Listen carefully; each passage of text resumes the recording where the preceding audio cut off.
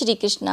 आज और मेरी ये वीडियो बिल्कुल डिफरेंट होने वाली है, क्योंकि सच में मुझे भी बिलीव नहीं हो रहा था। अचानक से मैंने एक बुक पढ़ी जो योगी आदित्यनाथ की जीवनी है। राजयोगी गोरखनाथ से आदित्य बनने तक की कहानी पढ़कर मुझे बड़ा अच्छा सा फील होने लगा कि सच में क्या हम बच्चों को बचपन से जान सकते हैं कि वो किस रास्ते पर जाने वाले हैं।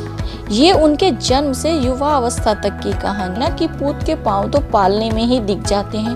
तो रियली में मुझे ये बुक पढ़कर रियलाइज हुआ कि सच में उनके अंदर ये गुण पहले से ही मौजूद थे। ये कहानी है हिमालय के गोद में बसे पौड़ी गढ़वाल के एक ऐसे बच्चे अजय बचपन से ही बड़े शांत थे। वो अपना काम खुद करना पसंद करते थे। वो अपनी किसी भी भाई बहन से अपना काम नहीं कराते थे। वो 5वें नंबर की संतान थे। उनके 2 छोटे भाई थे और उनसे 4 बड़े भाई बहन थे। गोरखनाथ से लेकर आदित्यनाथ बनने तक की कहानी। महज 22 साल की उम्र में ही संन्यास लेकर अजय विष्ट आदित्यनाथ योगी बन गए। घर छोड़ने के करीब 2 साल बाद एक दिन अचानक सावित्री माँ के दरवाजे पर आवाज आई, अलख निरंजन। माँ ने देखा कि उसके दरवाजे पर एक युवा सन्यासी भिक्षा लेने के लिए खड़ा है। घुटा हुआ सिर, शरीर पर गेरुआ वस्त्र, कमर से छाती तक सेली बंधी हुई थी। दोनों कानों में बड़े बड़े कुंडल और हाथ में खप्पर लिए हुए थे। माँ ने अपने लाल को देखते ही पहचान लिया। वह उसे उस रूप में देखकर आश्चर्यचकित हो गई और उसकी आंखों से अश्रुधारा बहने लगी। मुंह से कोई बोल नहीं फूट रहे थे। चाहती वहीं की वहीं ठहर सी गई थी। बेटे ने झक छोड़ दिया, माँ भिक्षा दीजिए। विष्ट परिवार का कोई सदस्य पहली बार भिक्षा मांगने निकला था। माँ कुछ समय समझ ही नहीं पा रही थी। माँ का गला भर आया। उन्होंने रुधे हुए गले से कहा, बेटा यह क्या हाल बना रखा है तूने? घर में क्या कमी थी जो तू भीख मांगने निकल पड़ा? माँ, यह मेरा सन्यासी धर्म है, ऐसा योगी नाथ ने कहा। नाथ योगियों के लिए अलख वैरव के रूप में भिक्षावृत्ति की परंपरा है। योगी की भूख इसी भिक्षावृत्ति से मिटेगी। आप इस पात्र में भिक्षा के रूप में जो भी देंगी वह मेरे मनोरथ को पूरा करेगा, योगी ने अपनी माँ से कहा।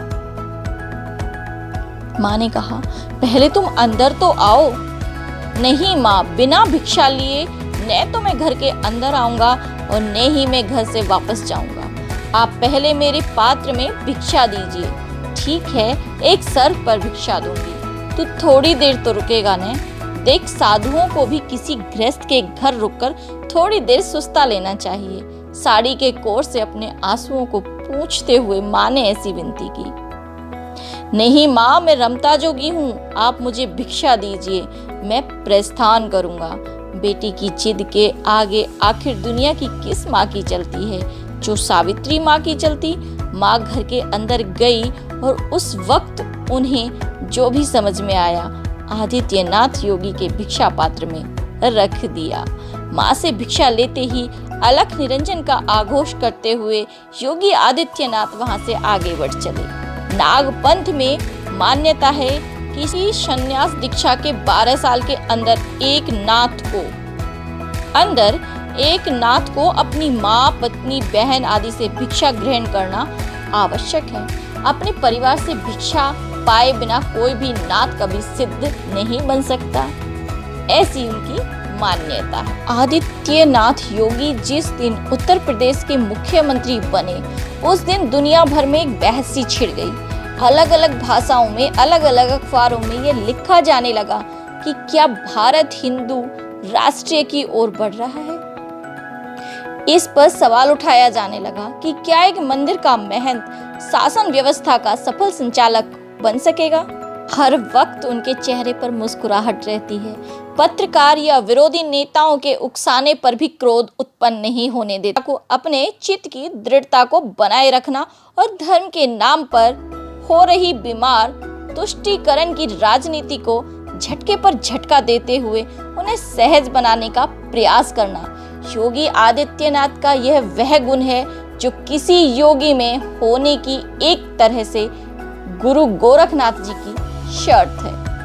योगी आदित्यनाथ गोरखनाथ के बताए रास्ते पर हंसते मुस्कुराते हुए आगे बढ़ रहे हैं। ध्यान को भी साध रखा है और जन जन को भी। तो है जोगी मरो, मरो मरन है मीठा, तिस मरनी मरो जिस मरनी गोरस मरी तीठा। गोरखनाथ कहते हैं मर जाओ मिट जाओ, क्योंकि इस मृत्यु से ज्यादा मीठा इस जगत में और कुछ भी नहीं है। यह मरना साधारण मृत्यु नहीं है, बल्कि इस मरने के बाद ही गोरख ने उस परम पिता परमात्मा के तत्व के दर्शन किए हैं। इसलिए हे अवधूत, अब तुम भी कुछ इसी तरह मर जाओ तो इस पिंड में ही नहीं, इस दुनिया में ही नहीं, ब्रह्मांड का साक्षात्कार हो जाएगा तुम्हें। तो आप लोगों को मेरी वीडियो पसंद आई हो तो please like share and subscribe जरूर करें। राधे राधे, जय श्री कृष्णा।